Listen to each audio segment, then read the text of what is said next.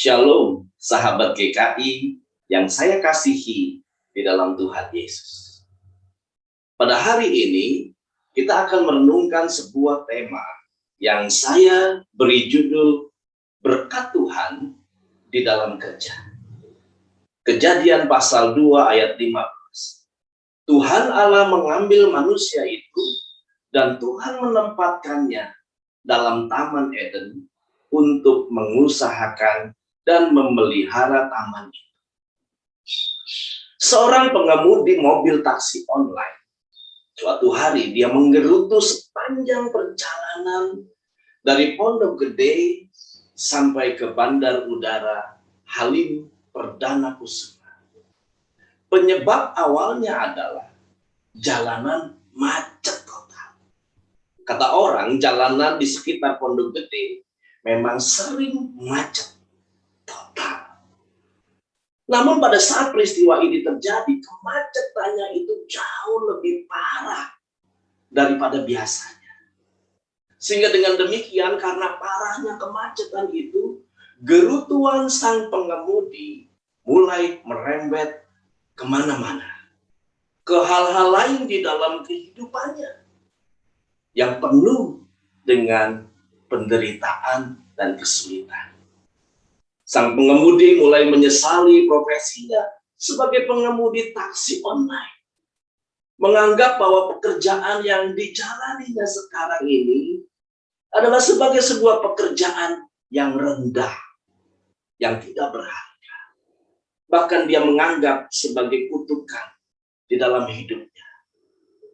Saudaraku, banyak orang yang tidak bahagia dalam menjalani pekerjaan, memandang secara negatif terhadap pekerjaan yang dijalaninya, menganggap bahwa pekerjaan adalah sebuah beban yang hanya menghasilkan penderitaan di dalam hidup.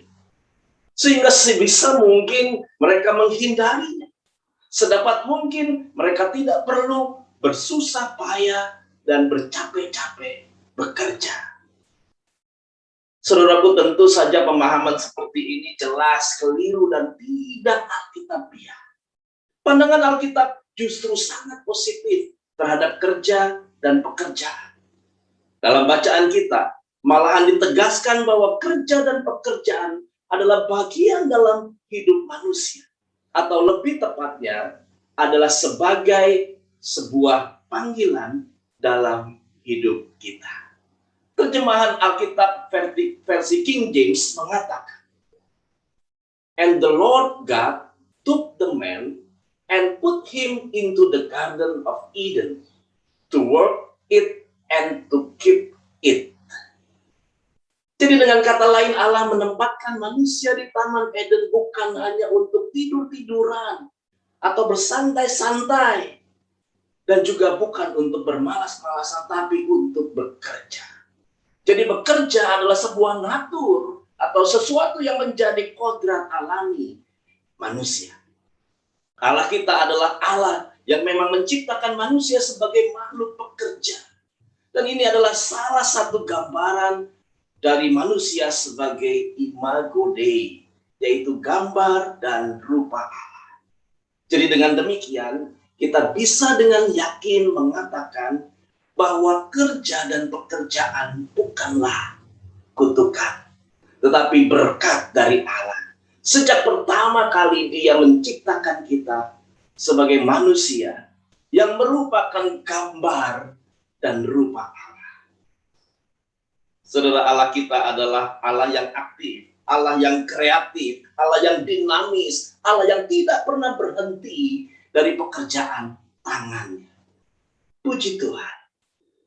Nah, saudara-saudaraku yang dikasihi oleh Tuhan Yesus, ketika bencana COVID-19 melanda seluruh dunia ini, maka dampak yang paling pertama dirasakan adalah banyak orang kehilangan pekerjaan dan kehilangan usahanya.